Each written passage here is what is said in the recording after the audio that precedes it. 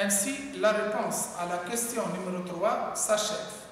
On passe à la question proposée par mademoiselle Cheima Hamida, élève de 4e année économie-gestion. La question de mademoiselle Cheima: explique-moi les mots clés suivants. Les coefficients de rotation du stock, les coefficients les sont S, et la durée moyenne de Z de stockage. Donc, cette question concernant l'analyse de l'évolution du stock. Donc, explication des mots clés suivants.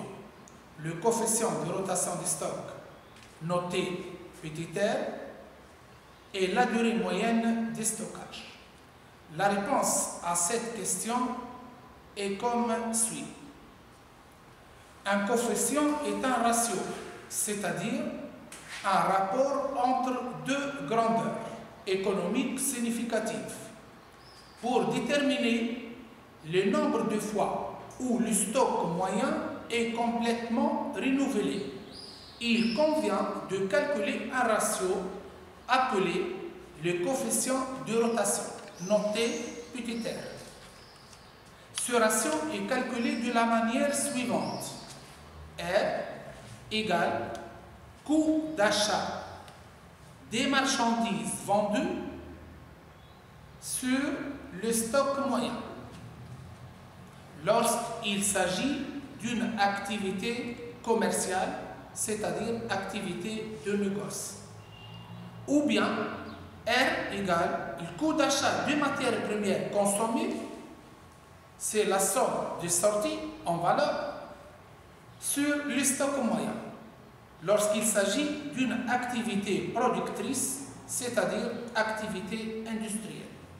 Avec sortie en valeur égale stock initial en valeur plus les achats en valeur moins stock final.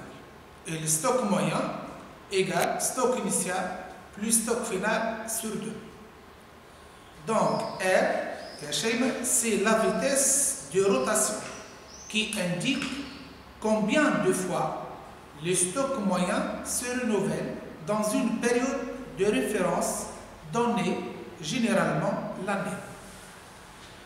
Pour déterminer combien de jours reste le produit en moyen en stock avant d'être vendu lorsqu'il s'agit de marchandises ou avant d'être consommé lorsqu'il s'agit de matières premières, il convient de calculer un ratio appelé la durée moyenne du stockage.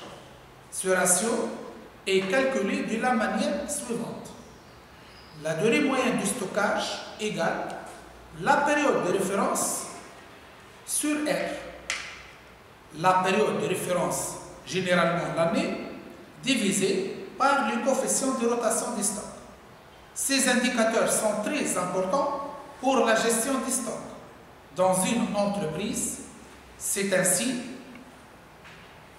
que plus la durée du stockage est longue, plus les stocks sont importants et plus la rotation est faible.